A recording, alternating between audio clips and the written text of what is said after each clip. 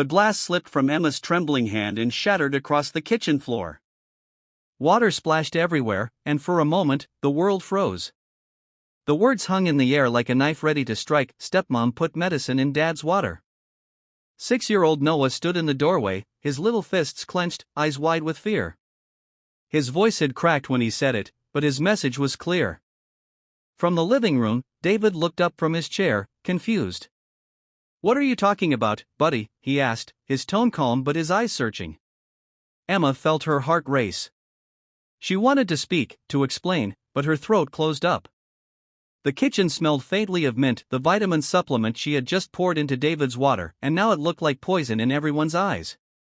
"Noah, sweetheart," she said softly, forcing a smile that didn't reach her eyes, "it's just some medicine for your dad's health vitamins." But the boy shook his head violently. "No.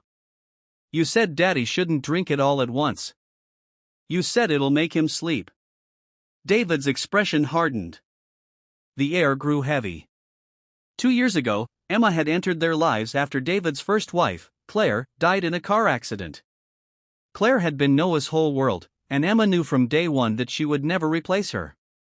Still, she tried. She cooked Noah's favorite pancakes, attended his school plays, read bedtime stories even when he refused to listen. But no matter how hard she tried, Noah kept his distance, clinging to his father like a lifeline. David loved Emma deeply. She was gentle, patient, and carried the same warmth that had drawn him to Claire. But lately, things had changed.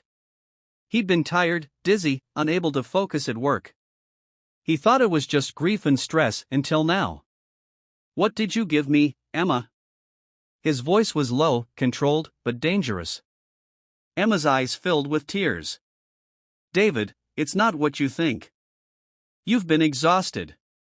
I talked to the doctor about natural sleep aids, just mild herbs to help you rest." "Without telling me?" Her silence was her answer. For hours, Daniel sat alone, staring at the empty living room. The photo frames on the wall, their wedding day, vacations, laughter, seemed to mock him. He told himself she deserved it. She had hidden something big. But the silence around him grew heavier by the minute, and doubt began to crawl into his mind. Sarah, meanwhile, wandered the empty streets, soaked to the bone. She had nowhere to go. Her parents were gone, and her friends had drifted away after Daniel's success. She sat down under an old bus stop, clutching that locket tightly. Inside it was a photo of a little girl with bright brown eyes and a sweet smile. Her name was Lily. No one knew about Lily except Sarah. Not even Daniel. 3 years ago, before she met Daniel, Sarah had volunteered at a small orphanage. There, she met Lily, a frail child battling leukemia. Sarah fell in love with the girl instantly, treating her like her own daughter. But one night, the orphanage caught fire. Sarah saved Lily, but the trauma had left the child weak and afraid. When Daniel proposed to her a year later, Sarah promised herself she would one day tell him about Lily. But then, Lily disappeared.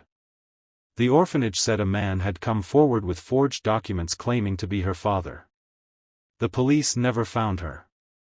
Sarah spent months searching, hiring investigators, following false leads, losing sleep and weight. Daniel noticed her distance, her secretive phone calls, and late-night absences, but she couldn't explain without reopening that wound. He thought she was cheating. And tonight, that assumption had destroyed everything. Days passed. Daniel couldn't focus on work.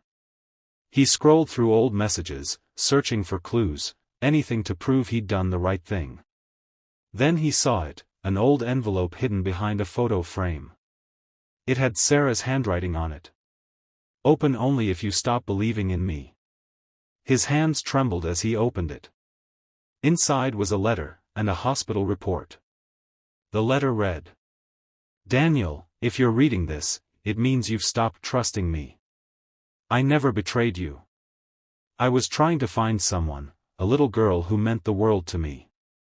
I didn't tell you because I didn't want to bring pain into our home. She was sick, and I feared losing her would destroy you as it did me. But I had to keep searching. Because I believe she's still out there, waiting for me. Please forgive me if my silence hurt you. I loved you more than I could ever say. Sarah. Daniel's eyes blurred. He stared at the hospital report. It had Sarah's name, listing visits to a children's oncology unit. Suddenly, everything made sense. The secret phone calls, the hidden trips, the locket she never took off. And he had thrown her out. The guilt hit him like a tidal wave. He searched for her everywhere, called friends, visited shelters, even posted online. Days turned into weeks with no sign of her. Daniel's house felt like a graveyard. Then one morning, he received a call from a small-town hospital 2 hours away. "Sir, we found your number inside a woman's bag. She was admitted last night after collapsing near the bus station. Her name is Sarah." Daniel didn't even wait to hang up. He drove through the rain, tears streaming down his face. When he reached the hospital, he saw her, pale, weak, but still with that same quiet grace. She looked up, and her eyes softened the moment she saw him. "Daniel," she whispered. He fell to his knees beside her bed. "Sarah, I'm so sorry. I didn't know. I thought." She placed a trembling hand on his cheek. "It's okay. You were hurt. I understand." "No," he said, breaking down. "I should have trusted you. I should have believed in the woman I married." Sarah smiled faintly. "There's something else I need to tell you." She reached into her bag and handed him the silver locket. "I found her, Daniel." He looked confused. "She's alive," Sarah whispered, tears spilling down her face. "Lily, she's in the same hospital. The man who took her abandoned her when she got sick again. They brought her here last week." Daniel's breath caught. He opened the locket, the same little girl's face smiled back at him. Sarah continued, her voice breaking. "She needs a family. And I can't do this alone anymore." He held her hand tightly. "You're not alone. Not anymore." A few weeks later, Daniel and Sarah walked hand in hand through the children's ward. Lily sat on her bed, drawing with crayons. When she saw Sarah, her face lit up with a joy so pure it melted every scar between them.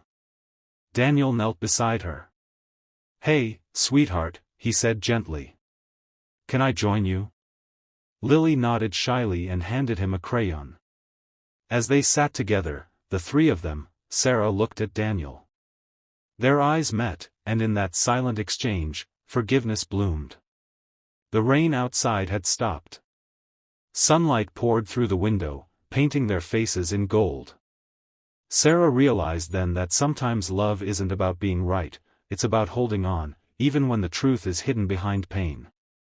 And Daniel knew he would never again let go of the woman who had carried so much love, loss, and hope inside her heart.